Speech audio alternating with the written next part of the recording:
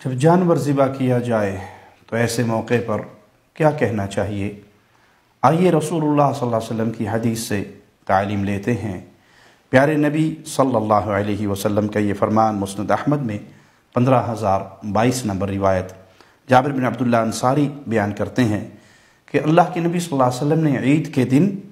2 مینڈے ذبح کیے۔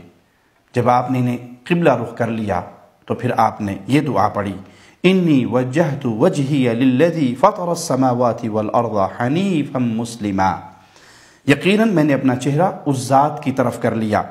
جس نے تمام زمین اور آسمان کو پیدا فرمایا، اس حال میں کہ میں یکسو اور مسلمان ہوں، اور میں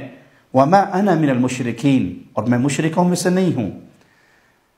اپنے ایمان کا اعلان، خالصتاً اللہ کی عبادت کا اعلان اور مشرکین سے برات کا اعلان۔ پیارے نبی صلی اللہ علیہ وسلم فرما رہے،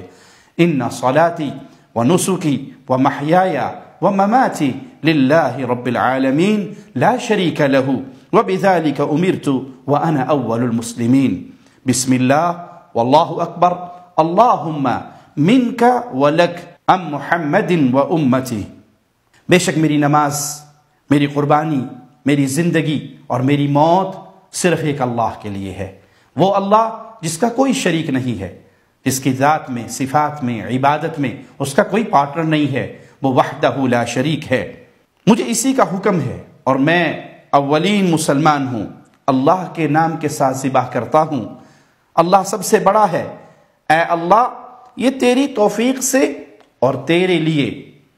تیرے دیے ہوئے مال سے، تیری دی ہوئی توفیق سے جانور ذبح کر رہا ہوں اور تیری خاطر کر رہا ہوں، یہ محمد صلی اللہ علیہ وسلم کی طرف سے اور محمد صلی اللہ علیہ وسلم کی امت کی طرف سے۔ تو انسان